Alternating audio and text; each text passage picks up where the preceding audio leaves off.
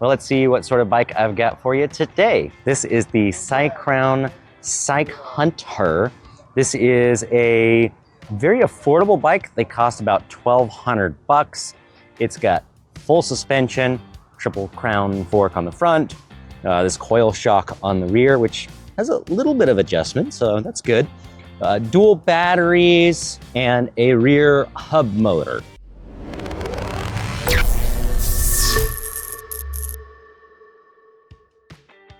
So that's kind of the basics of what this bike is all about.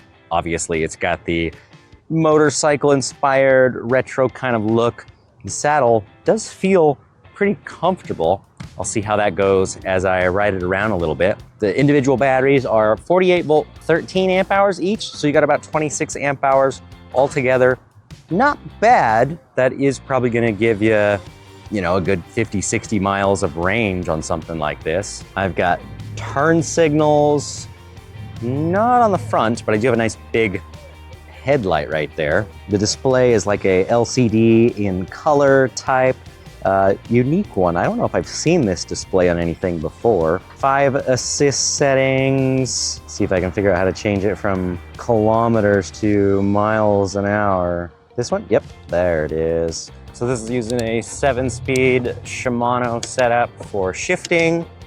And the seat is nice and long, so pedaling is actually pretty decent on this one. I would say better than average for this style of bike. I haven't actually ridden this up any hills yet. Let's see how it does. The specs on their website were a little confusing, if you ask me, because I think it was saying 1,000 watts at one point, but then lower down on the spec page, it was actually saying 500 watts. But thankfully, I've got a motorcycle dyno. I've already done the dyno test on this bike. So, all right, cranked up to 5. Let's twist the throttle and go.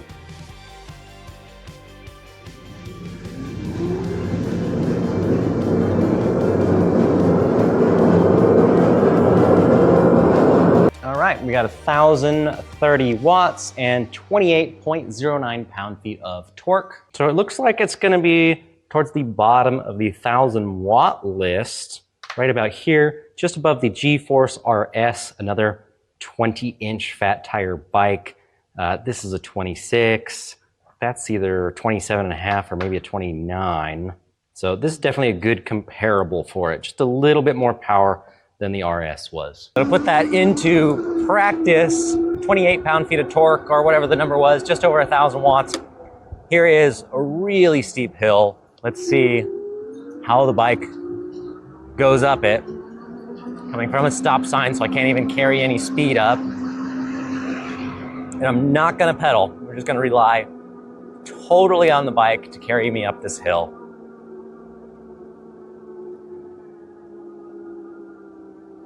We're slowing down to about 7 miles an hour, but we're still moving.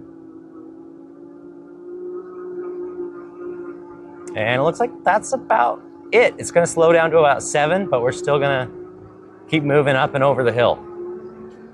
Not too bad. Now, on the other hand, you go up a hill, you gotta go back down. Unfortunately, we are seeing hydraulic brakes on really affordable bikes these days, but not this one. So this is using mechanical disc brakes, and there's nothing inherently wrong with mechanical brakes. If they're adjusted properly, they can in theory stop just as well as a hydraulic brake. The problem is they're usually not. The pistons pull from one side, so usually they don't stop as well. Number one upgrade on this bike that you're gonna wanna do after some time is upgrade the brakes. Whether you go with some hydraulic calipers or a full hydraulic system, just based on the weight of this bike, 2 batteries and everything, the fact that it, realistically does have over 1,000 watts, it's got some decent speed, braking could be better.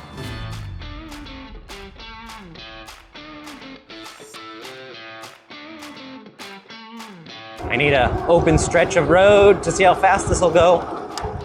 But does not appear to have a speed limit enabled because I'm throttle only, no pedaling. I'm doing 28 miles an hour right now. It's a fairly smooth ride overall. On the street, the suspension feels pretty decent. I have my doubts that we would get the same performance off-road. I mean, it is amazing when you think about it that you can buy a bike for 1,200 bucks that'll take you 50 or 60 miles. I mean, that's not bad. Doing 20 miles an hour up this hill, not even pedaling, just cruising. And my first impression of the saddle was that it was comfortable. My second impression is, it still is, it's totally fine. The screen is a little bit dim in full sun, to be honest. It's not great, but it's legible. I can see the important stuff. I can see my speed, distance, and the pedal assist number, because those are all in white. But anything that is one of the other colors is real hard to see. So there's a little bit of a dirt path up here. I'm gonna take it off some very, very light off-road, just to get a better feel for the suspension. There's a root. Ooh, okay. Well, that answers some of the questions about the suspension. This front suspension fork did not look like it was the greatest of quality. And, you know, I was expecting it to be a little clunky, and it is. When it rebounds back up, it's very like thunk every single time. I don't know if you can hear that on camera, but it is surprisingly firm. And some of these forks like this that are cheap are kind of soft and you bottom out all the time. And this one is, I think, firm in a good way. So although it sounds a little clunky when it comes back up to the top, the compression that's needed, man, I think actually it's pretty stiff. Actually feels pretty good. Now the rear shock was very, very basic, just a spring, but it did have at least a little collar where you can adjust the tension a bit. But I gotta say, the rear shock feels incredibly smooth. For a cheap little shock, it's actually working pretty good. It's not clunky at all. Now, obviously this is not a trail bike. This is not an off-road bike. This is kind of just a cruise around town kind of bike, but it's nice to have suspension that works. This path gets incredibly narrow right here. It's kind of not really great for a bicycle. Like, not great at all, because you'll fall into the water right there if you're not careful. Let's not do that. Now, when I get back to the shop, I'll show you some of the little quirky things about it that are a little less than stellar. I left my turn signal on this whole time. So the turn signal does not have any beep, anything on the screen, so you can't easily leave that on like I just did. The horn is reasonably loud. So obviously the bike's got a throttle, it's got cadence sensor for the pedal assist. I'm trying to think if I've ever seen a torque sensor on a bike at this price. I don't think so.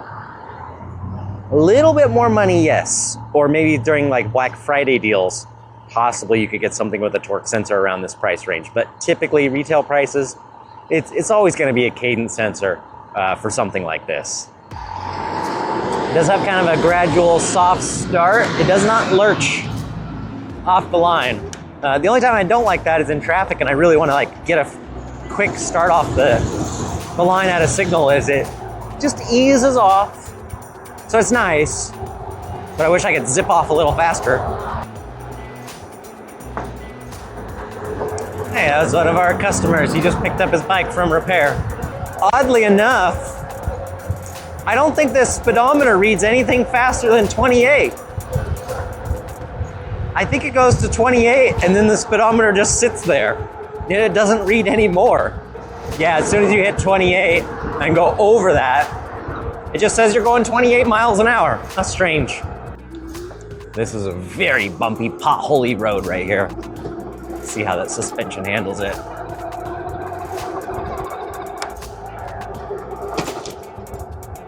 You probably want to get up off the saddle when you hit those. It's a little stiff for that. I mean, the bike's fun to ride. I really didn't talk about the handling much, but it's very smooth. So I've ridden bikes lately that are 20-inch wheels that like a real squirrely feeling, and I've ridden other ones that are kind of stiff and not very maneuverable. And this one, I feel like handling wise is, for better of a lack of word, it's just perfect. It's right in the middle. It's very maneuverable without being unstable. I feel like I could take my hands off the bars, which I can, and it just rides right where I want it to go. So the handling is better than I expected for the price and the way the bike looked. So let me point out some of the little oddball things, and there's nothing major to worry about. This is one that just stuck out to me right away and just felt cheap. The fork tube has got a hole in the top on both sides. There wasn't a plug or anything that came with the bike that I saw, and that's just really weird. Like, why is there not a cap on the top of that? Seems like if you get rained on, like that's just gonna fill up with water. That just seems like it's asking for trouble. I don't know why that's open. It's very odd. At the very least, put a little cover that you can pop in there. The buttons felt solid, nice little click on them. The headlight is nice and big. It's probably plenty for visibility. The triple tree fork, you know, is a little clunky. It's a bolt-on axle in the front. Here are those mechanical calipers that I think could definitely be upgraded. You can see some of the weld marks from the frame. They're done well, but it is a welded steel frame as opposed to aluminum that we usually see. There's your brake light, running light right there. There's that Shimano derailleur. Actually came with a derailleur guard, so that's a nice little protective thing. It's good to have. Fenders were not rattly at all. They're actually very secure. This shock looks so dinky and inexpensive, but I guess you can't judge everything by looks alone, because performance-wise, it did just fine. It actually worked very well. It was very smooth. You can see it's kind of right in the middle of its adjustment. You could make this looser or tighter. For me at 150 pounds, it felt really good. These two batteries, it is nice, I think, to have dual batteries, because if you have two chargers, you can charge twice as fast. It is, of course, using the mag wheels. Some people don't have a preference either way. I like them on e-bikes because they're durable, they're heavy duty, they're simple. I dislike them because they add a lot of weight to a bike. So there's pluses and minuses. And the tires mounted on there are the Chow Yang. Actually, look at this. They're the fancier version, hippo skin. So these are thicker, so they're more flat and puncture resistant than the standard Chow Yang tires that come on these. Now, this particular tread pattern I've seen on bikes for many, many years. And from this brand, these tires have been incredibly long lasting. So I guess when it comes down to it, based on photos and some of the little things I saw, I wasn't expecting much from the CYCROWN Cyc Hunter, but after riding it, I think the bike performs better than I thought it was going to, okay?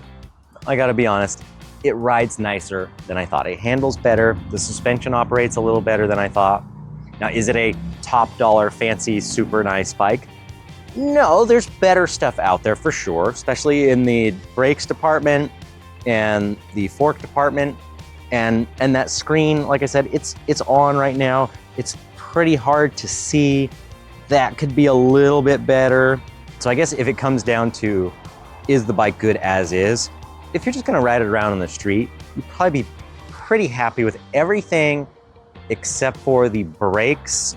If you either like to ride fast or you have some steep hills to go down. If you're gonna go off-road a little more, have really bumpy streets, maybe you would wanna upgrade the fork. I don't know if that would really be worth the cost of doing it though. But those are really the only two things that I would say need to be changed to make this pretty good bike into a great bike. Now it still is a good value.